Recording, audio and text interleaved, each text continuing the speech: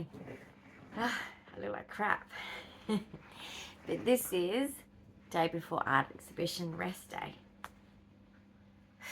And my tummy's hurting, which is not abnormal. Look at my hair. It's not abnormal for my tummy to be hurting. It just sucks that it's the day before, because it does. My place needs dusty. I'm blowing things around. So yeah, normally I tolerate it more, but I'm just like, I don't need this today. I don't need a sore tummy. Gastroparesis is fun. Not. Anyway, how is everyone? Me, I can't believe it is tomorrow, I guess. It's, you know how there's things that you have in life that have a time frame, and then the time frame comes. I don't know if it's an autism thing, but for me it's like, no, there's still a lot of time. But it's not, it's tomorrow. But anyway, cheers to me getting to sleep tonight. Autism brain, ADHD brain. Do you like my teacup? Well, coffee teacup. It's the castle, but look at the signatures. Mickey Mouse signature, Andy. I've got all of them. Do you? I am a Disney fan, guys. I am a toy collector. So, no, I'm not a child, but I am a toy collector. And Tinkerbell's the favourite. End of story. Okay? She's the favourite. She's number one. She's girl number one, man. She's like my idol. She's not even real, but she's my idol. Alright, so yeah, Matt and my carer have taken across my art to the location, because it's no longer going to be here, because the rooftop would be, we would all be too hot. Too hot. It's a much better venue there. The people that look after me here have a venue, they have other properties. So it's held at another property, which is convenient and handy and wonderful, because it means it's indoors, temperature regulated, etc. So I've never even been there yet, so I don't even know the environment, but Sarah's going to take pictures to show me. If I didn't have to rest like this, I would have gone along and checked it out. Also, Matt has done all of my and me in my input with my getting ready for the doctor appointment tomorrow, because, you know, there's lots to do, as you know, with my case at the moment. There's lots of things to cover. It's a lot. It's a lot. Being medically complex in a hospital system that's failing, it's very difficult, guys, and it's very scary and very frustrating, and for the doctor, for me, for carers, for just the whole thing is just annoying. Guys, Australia is an absolute shambles, particularly Western Australia, for healthcare. The system is broken, and we're about to hit our federal elections. You know, as you Aussies, fellow Aussies that do watch my show know. It's not a show. Vlogs. Sorry, that's weird. But yeah, so basically, you guys know who are Australian. We have our federal election coming up. Now, we are a Commonwealth. We have a Prime Minister. We have upper house, lower house. Canberra is our, you know, capital for all the political crap. So that's why no one likes Canberra, except for my favourite people in Canberra. Hi. This does not apply to you and anyone else you know in Canberra that's cool. You know what I'm saying? So, not you guys. I'm just saying, I've been to Canberra. I thought it was beautiful, but I'm just saying it's a serious town. People are very serious in Canberra. I think because they're all government employees, you know, they're all geeks, dorks. Not that I can talk, because me, I'm a dork, okay? I mean, I have friends, but they're quality. It's not quantity for me. For me, it's like, yeah, if I don't have any, I don't know, like, if I don't have any real connection with someone, I'm just like, meh. And it's not because of hate. It's not because of that. It's just, I am such a deep and meaningful person that I don't waste my time on shallow stuff. Even though people I like on a deep level, they do shallow stuff as well because they love it. They love just chit-chatting. And that's fine. We're all different, right? But me, I'm just here for the deep and meaningful, the stuff that's like also educational or something fascinating. I don't know. I think my brain is just, I differently, we know that. We know that. I mean, my neuropsych would say all the time, she's very different. She's very different. She's meaning the tism, but you know, yeah. I think she, I think I was the first 50-year-old autistic she's met because so many children they see, you see. And with me, you kind of think you're hiding it. And then, because these guys are experts, they're like, no, I've noticed this, this, and this. And you're like, a bit of a stalker, you know. But they're not. It's just they see things that us autistics just goes over our head. And people think we probably do understand and we don't. That's the scary part about being autistic. There's so many things that people presume that I know or see or notice, and I don't. And there's probably plenty of people like me out there. So just be nice to people because you just don't know. Like, some people could get things wrong for many reasons, and some of it could be the tism. That's my joke of the day. I'll call it the tism. But anyway, it's a special ability because look at my art exhibition. That is autism art. Absolutely. Only, you know what? In my opinion, it's going to be like neurotypical's going to go, what is that? What's that? But all the autistics are going to go, I love that. I really like that. That sings to me. That brings me joy. Or that just makes my brain go, what? I'm interested in that. You know what I mean? Like, I do think we're a species and we only really get, oh, my tummy is being a bitch. Ow, I just want to cry. Guys, I'm really in pain. Anyway, I've even been on tramadol for pain, but that'll be another discussion with the doctor tomorrow because that's a new thing that's now. My pain has decided to go unmanageable, which the last time I was unmanaged pain was 5 years ago, roughly. Yeah, so I'm a bit disappointed, but the CBD, because I have CBD, THC equal. So CBD is good for my autism because autism is a lot of anxiety, and then you've got an OCD I have with it as well, and then like, so that calms me down, the CBD, and then the THC kills my pain because I'm allergic to opioids. So that I've gotten used to, I think, and I'm supposed to be on double the dose. Don't even take that because I can't afford it, and I can't up my dose because I can't afford it. So in all the years I've been on this painkiller, which is such a natural plant, so safe, and working for me, it's not come down in price, guys. I'm paying the same I was 5 years ago.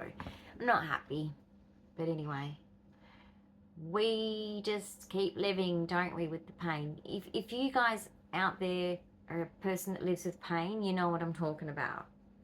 You get it. You hear me. Sometimes people ask you, you know, are you in pain? And sometimes you just go, nah, because you just can't be bothered explaining where the pain is, how it feels, what. Give me a number, 1 to 10. I'll give you a 1 to 10 in pain in the punch that I give you. That's what I want to say. No, I don't hate people, guys. I'm just autistic and very intolerant and very authentic. It's not appreciated. Honesty is not appreciated. And I get it. It's offensive. But ask me my pain scale 1 to 10. I'm going to punch up. In my head. Not in real life. I don't choose violence. Okay? Unless I had to self-defend. And then I'm like, Actually, I've got mace. I've got pepper spray. It's legal in WA. I don't know other states, guys. Check your state because it's state to state. It's legal in WA. Protect yourself. And then I've got a personal alarm. It's like a car alarm. Even I can't handle it. I freeze. Like that. You know, my automatic nervous system. Autism. It's the tism. Told you it's the tism. Then I have a looms torch. Lots of looms. Apparently one loom is one candle. This is 1,000 candles. Keep it charged though. That's the only problem. I learned that the hard way. Keep it charged. Anyway, best purchase ever made. You know where from? Take a guess. Shein. Anyway, it's very cheap and very affordable and just the best thing ever. Safety first, ladies and disabled. It's not just actually ladies, but disabled. We are vulnerable. We are weakly strong. We are physically weak because of our disability. Sir, what are you doing on the box?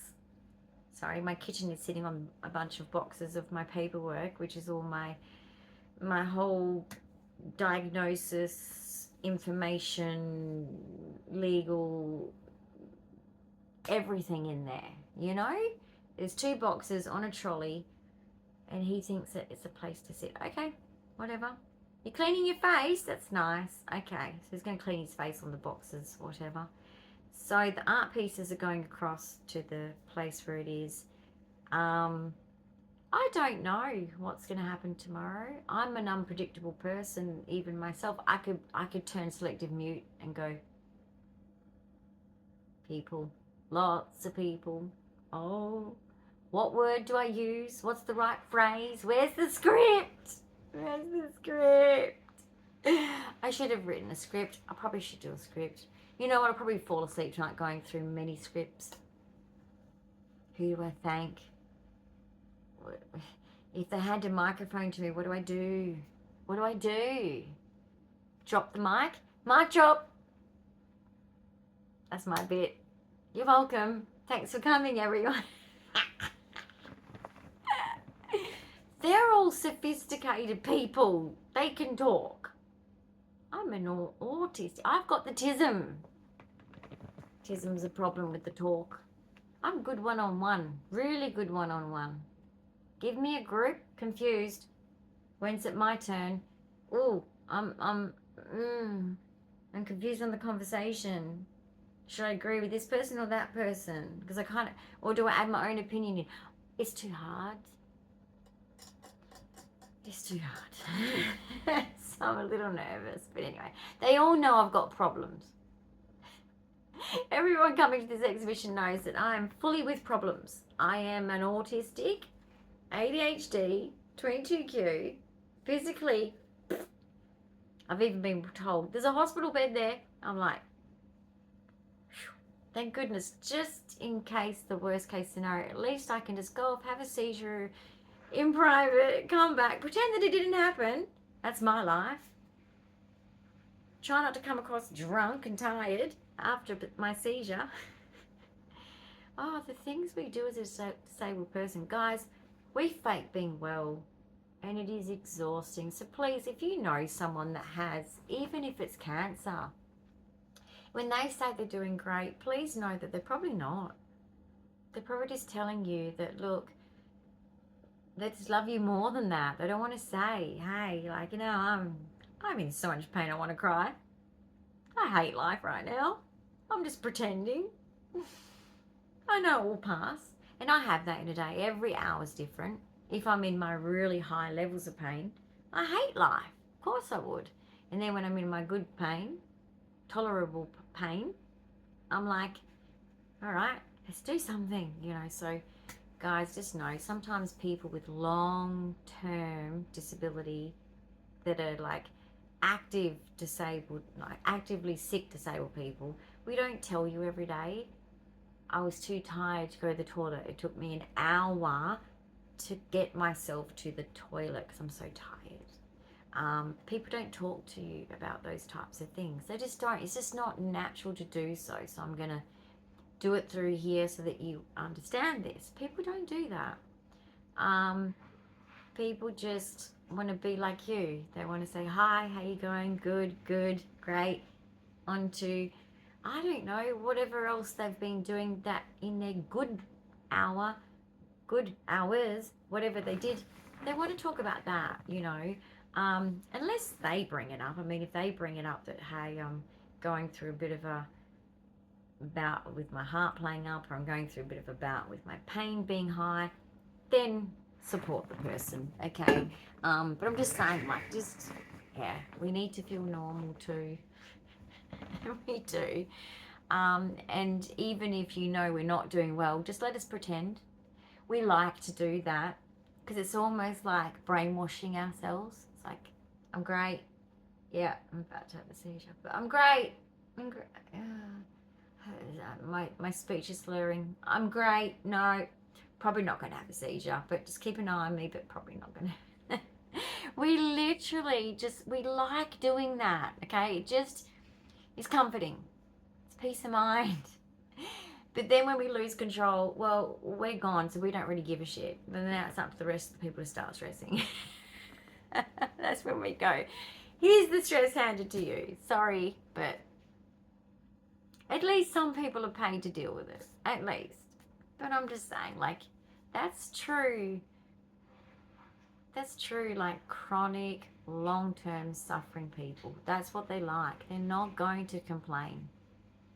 They're going to smile. Unless they're literally, like, in that really high level of pain. And then they'll probably try and avoid being around you so that they don't upset you. By seeing the pain that they actually do go through. So just understand that. Like, some of us have a bit too much, maybe pride, when you get rid of it. Some of us are young.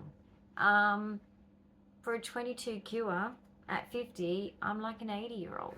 So I have the pain of someone who's 80. So when I wake up in the morning, I open my eyes, I want to cry. I sometimes do, because I can't close my fist. I can't sort of move. I feel so much pain from head to toe that it takes an hour for me to, I guess, like, get movement and warmth in my body and get the joints all back to normal, the swelling to go down in my body by movement, going to the toilet to alleviate some pain. There's many things that I have to do to get rid of the pain, including medications in the morning when I wake up. So it's awful. And so if you wake up at, you know, unfortunately, if there's a noise or anything and you wake up at 2, 3, 4, 5 in the morning, you're awake for good then, because the pain just, you can't get back to sleep. Unless, yes, sometimes if the pain relief you take in the morning hits it enough, which, like I said, the way I live, because of finances, is I live to the point where I make the pain tolerable. I actually can't afford to get rid of it completely. So Australia needs to do something about that, because the PBS needs to add a few things, like CBD. Idiots. Mr. Albanese, stop being greedy. Stop being nasty. We're suffering. Maybe make an exemption for, I don't know, if they can take other painkillers, sure. But for people like me who have severe anaphylaxis reactions to opioids, I need my CBD. I need it to be affordable. You're cruel. Anyway, I just don't think any patient should be in pain in Australia in 2025. It's going to be a hard vote, but I'm not voting Labor Liberal. That's just my opinion, guys. I'm just, forget that. Family first. Who's doing family first? Yeah, I'm going to, all the family first. Christian parties? Who are all the Christians? Yep, going with you guys, because you've got morals and values, and I know that you've got the common good in mind. Guys, when I studied in social welfare, politics, because you have to know it, unfortunately, because you've got to work with it in social welfare, we studied it, and it said it's for the common good. Well, Mr. Albanese and Upper House, Lower House, okay? And I'm sure that gosh, I hope Senator Jordan Steele's making it to my art exhibition. He might be, but he might not be. He's a busy man. But if he does, that'd be great. But he would agree with this. They are just a bunch of morons. Okay? And they're not up with the times, and they think that disability is annoying, and that's really rude. Really, really unethical, really rude, really biased. And if they lived our life, and I wish that I could say, like, I loved it. My scientific lady for my EEG, we had many chats. She's very autistic, definitely autistic. Love her. She's smart cookie, right? We had conversations, so I think she liked studying my brain, being a rare syndrome. I liked asking her questions. Anyway, I'm just telling you now, like, there are things that, there's so many things out there that can be looked into that for disability, accommodations need to be made. It's about acceptance. It's not about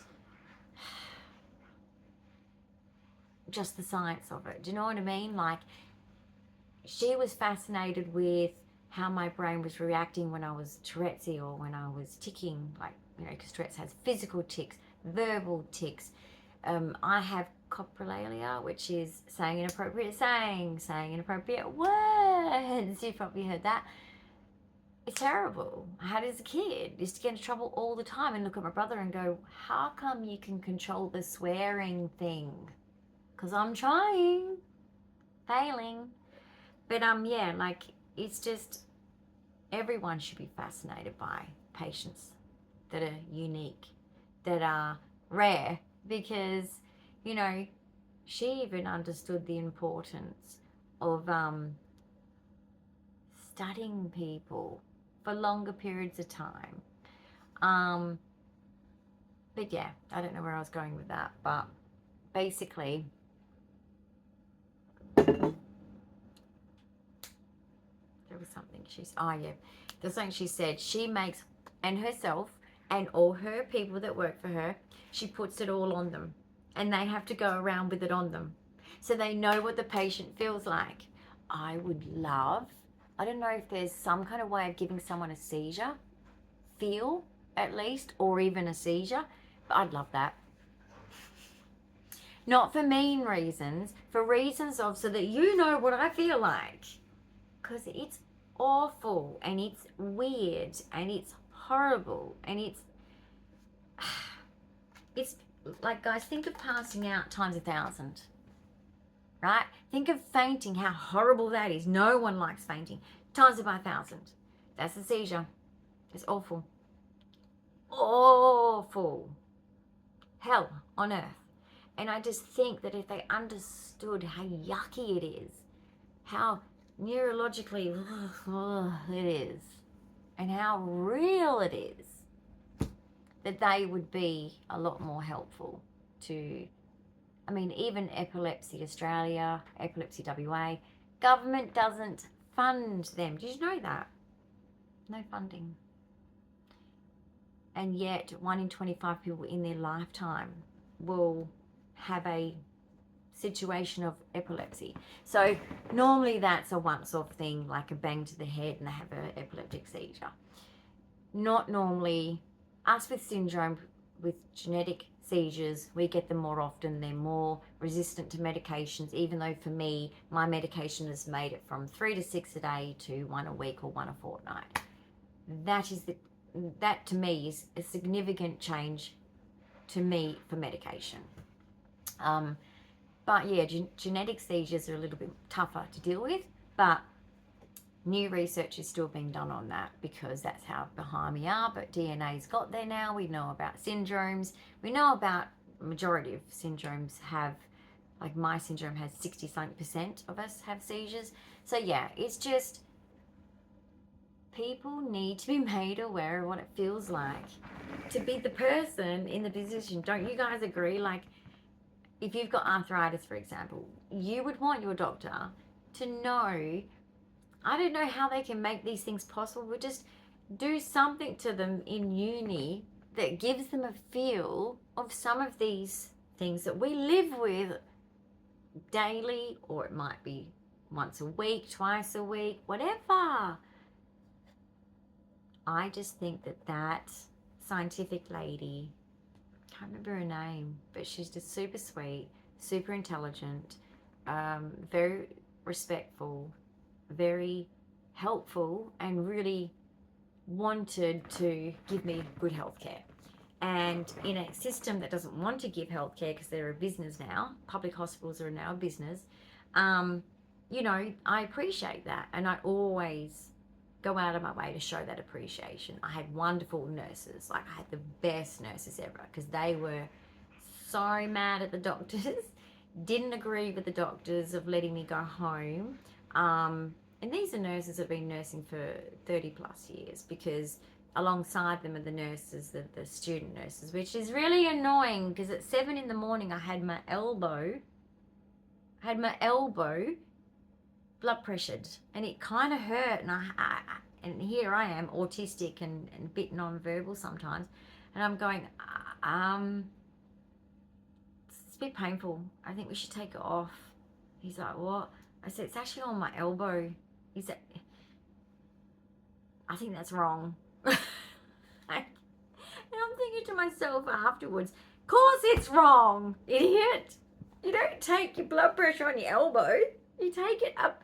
Anyway, they had to go to the kids' side of the hospital, get me a cuff, and then they tied it around my bed, where I had to get because I had to do my blood pressure all the time, because my heart alarms are going off all the time. It was exhausting. It was exhausting.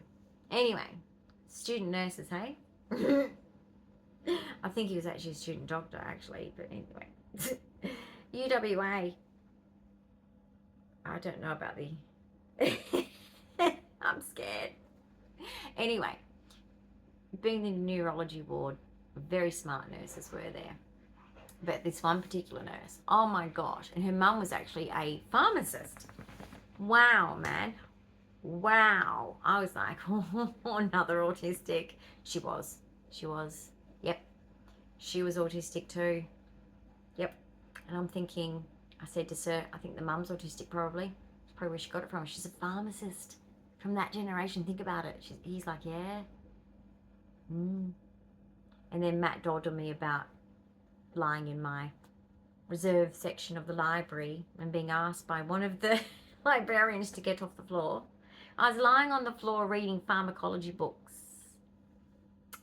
And anyway, I've already been caught by a friend before doing that, but he said, yeah, like, just for safety reasons, you need to get up. I'm like, sorry. So I grabbed a book and went and sat in a chair and read it. And he said, pharmacology? What are you doing? I said, well, I am doing addiction studies as a, you know, one of my electives, but I don't know. It's interesting. I just wanted to read it. I don't know. Is that okay? Because I'm that autistic. I literally felt like I had to ask permission, because I'm studying psychology, the science degree of psychology. And here I am doing pharmacology, which is pharmacist. And yeah, he's like, no, it's fine, but just don't lie on the ground because people will trip over. And I'm like, got ya. Cool. No worries. I won't do it again.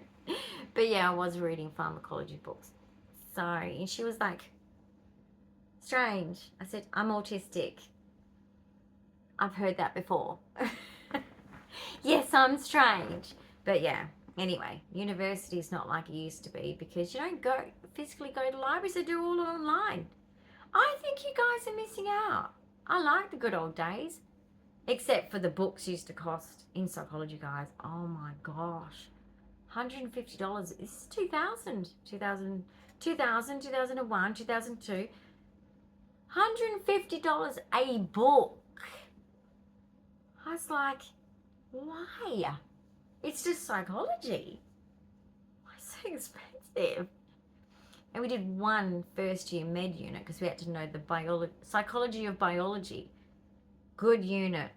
Really enjoyed that, which was really funny because I actually did say when I was doing the course to choose what I wanted to be. I said, I want to be a GP. And they said, oh, that's hard because it's kind of a little bit rigged. I said, yeah, I have heard about that. We've got a GP connected to my family, not in my family, but connected. But basically, I was like, yeah, no, I don't deal with that kind of like rubbish, you know. And I tell you what, I'm sorry to say, female GPs, I've not had a good one yet. They're all bitches. I'm sorry, that's just my personal experience. If you've had a good one, I apologise. Or if you are a good GP, I'm sorry. But for me, huh? It's like, bitch, please. What's wrong with you? Why are you so bitchy? Like, the male GPs treat me nicer than this. What the fuck? Anyway, but even gynecologists, they're just bitches. I could say something else right now, couldn't I?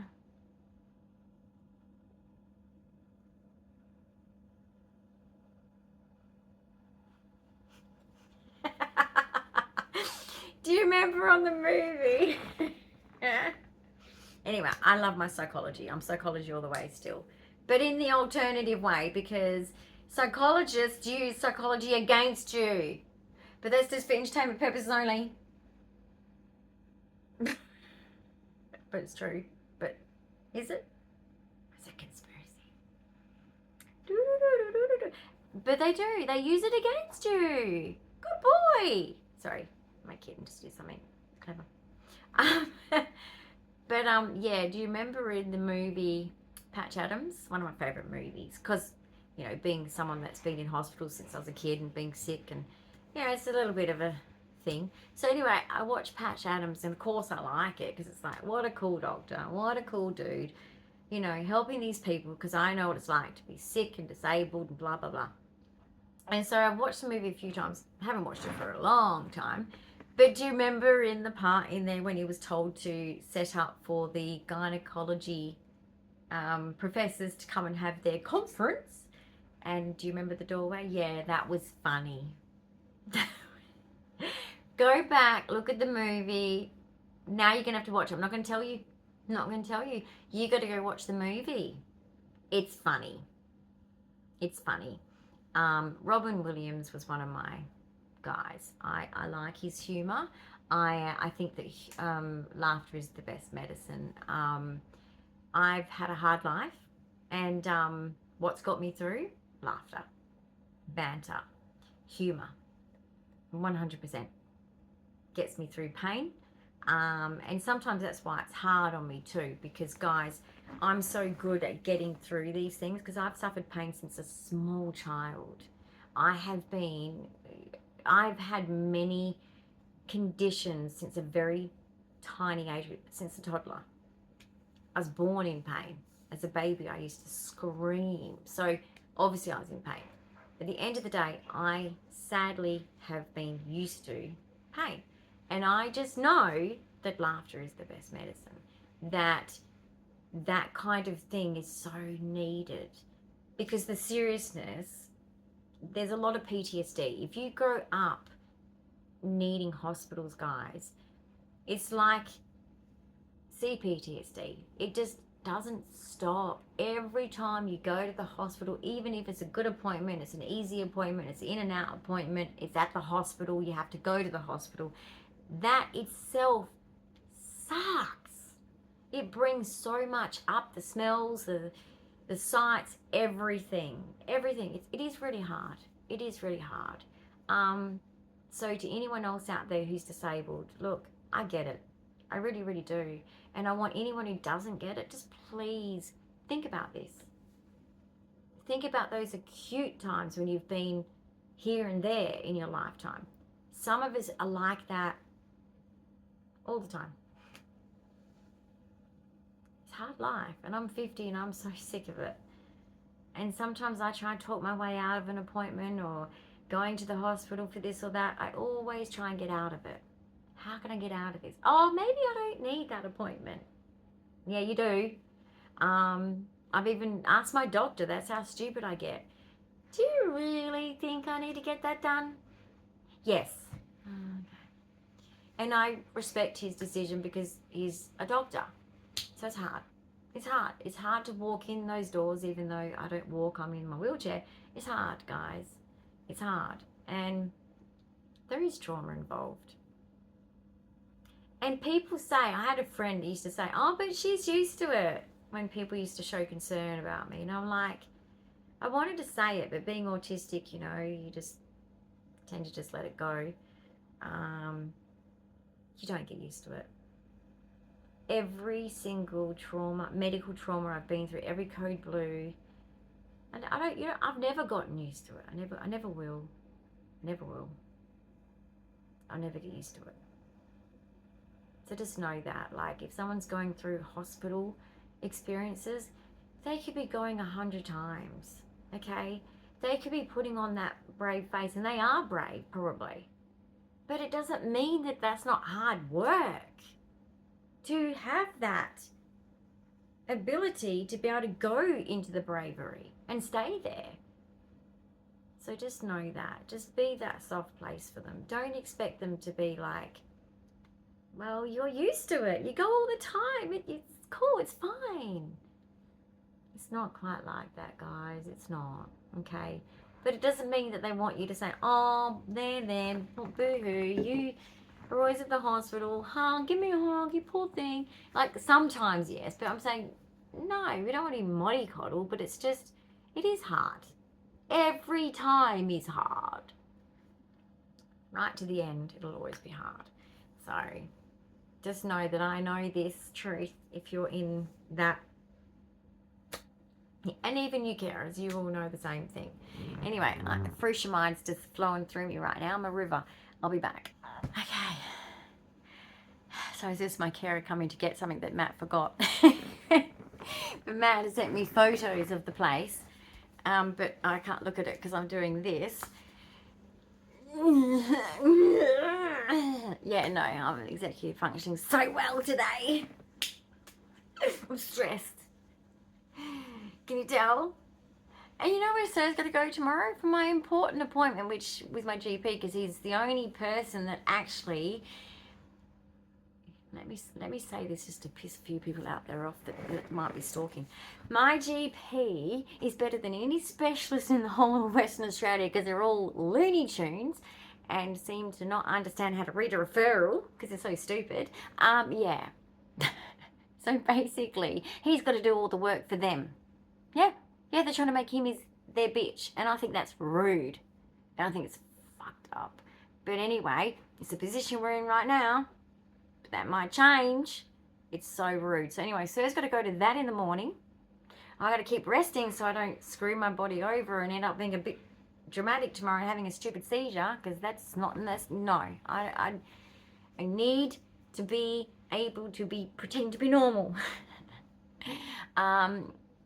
In my dress, looking good, looking normal. I'll be in my wheelchair, so I'll be safe. There's no way I can stand. Can you imagine that? Woo! It'd be great with my pots. Woof. Yeah, so basically I'll be in my wheelchair, which is a bit of a shame. Makes me sad, because when you're wearing a pretty dress, guys, just know, like,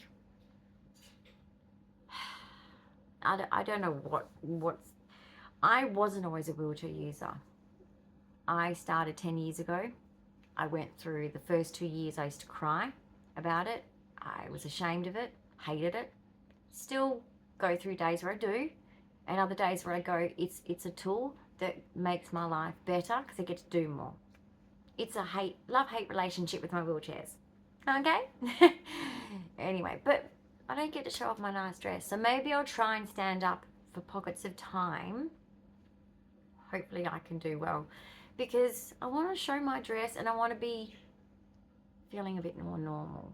It's really hard when you're a what we're called in the medical world is an ambulatory wheelchair user, where we can stand and walk short distances, but for reasons of distance I can't.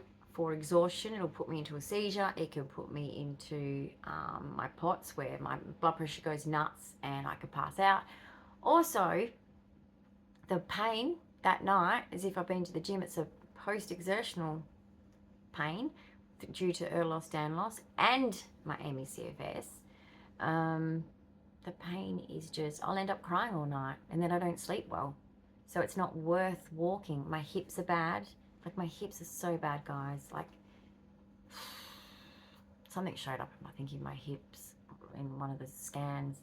I don't even know what. I've got so many things wrong with me. Let's even just not even bother with that at the moment. My eyesight's what's worrying me. I got a bruise on my knee because I leant on something. I couldn't even see right in front of me with glasses on. It's just becoming stupid now. But this is expected for EDS as well as my 22q eyesight problems. And I'm 50. Anyway, but yes, he's the only doctor that actually does any work. The rest of them just, it's probably all templated, or it's their lawyers. So anyway, because they're just threatened, you know, nothing much, just the fact that they screwed up my whole life. But anyway, moving on, I want to show you some things. Woohoo, woohoo. Do we see this? This here is a curtain that we've put up. I'm going to put some lights on so you can actually see a bit better, because in the camera it's just looking dark, but it's not that dark. So over there we've already got that one up with the birds, so it's filtered light now, and that one up ready for winter with filtered light, because, whoop, Max, sorry, because basically, or you're crooked. So basically this one here, when we look out there, we've got the river. And so the boats are on Saturdays, Wednesdays predominantly. Sometimes you just see a random one anyway, of just different boats. But yeah, it's a nice view. It will bring in some warmth in winter. So we're getting ready for sort of that change of season, basically. And the books I wanted to talk to you about. Yes, ladies, you want to be in the view, do you? Okay, what have you got to say? What do you think of new position? All right, they're being swapped over. As you can tell, the office table is now where they were. Oh, are you happier? They're not talking to me right now. Okay. But yeah, basically we swapped them two over. And, oh yeah, this is what I was going to show you. Got my brains. That is all of my medical stuff, including legal, including things for appointments. It's crazy. It's crazy. But it's my reality. It's just my reality. So anyway, and Max is just, oh my gosh, he's so clingy and cute. Look at him. He's waiting for Mom. Hi, Papa. Hi, sweet boy. No, he's Mummy's little shadow. So he's Mummy's shadow, which I absolutely love. So my other boy is somewhere else. But isn't it pretty? All my nice stuff. I've got my brain puzzles on that platter. I've got my nice little wooden thing which has a little candle in it. I'll show you. It's super cool. It's just, and yeah, looking out the window to see the beautiful river of this. That's the Swan River, Perth. Which, I mean, how lucky am I? But look at this. It looks like a campfire. And this is the IKEA candle. Smells good. I don't know what the scent is, but it's like a maroon colour candle. Smells good, but it looks like a little fire pit. I don't know, I think it's cool. Anyway, it was something cheap from Shein that I ordered when I got my dress and shoes. Anyway, so that's what he uses for that. Really? They want to have a lot of say today, don't they? Keep going. What else? Oh, you ring the bell, Jazzy. Good girl. Bell? You ring the bell. Isn't that funny saying bell, ring the bell? Oh, Max, come here. You're too cute to be on the ground. Say hi. Say hi. I'm stretching a little bit too much and making Mummy sad that I'm growing up. Hey. He's such my baby darling. He really is, guys. He has brought so much love to this little household, haven't you? You've cheered your Mummy up so much. Yeah, we play so much and we cuddle and we sleep together. We have so much fun. And he loves all the carers, particularly Namala. He just loves his other mummy. What are you doing? What are you doing? He's in biting mode. Mwah, you're teething. You're teething. Ow, ow, ow. He's teething. Monster. I've got to be careful. I've got like EDS skin, thin skin like old people. Right, so he's sitting on there now. All right, let's just. He loves it, guys. Not afraid at all, mummy. Anyway, it's a bit of a ride for him. He's like a toddler. He loves that. He sleeps on there. Literally, he sleeps on there. So that's super cute. So that's all that's really going on. You'll be seeing a video of the actual event because Matt will be filming it. Yeah, if I do anything embarrassing, I apologize in advance. Because I don't like being center of attention. I don't. I like being in a group as part of the attention, sure. So I hope they all are around me because I'm going to be like, don't just focus on me. It's not my cup of tea. My cup of tea, hang on. My cup of tea. Like it's in a, keep it warm, not a flask. That's an old-fashioned word from my school days. It's not a flask. It's a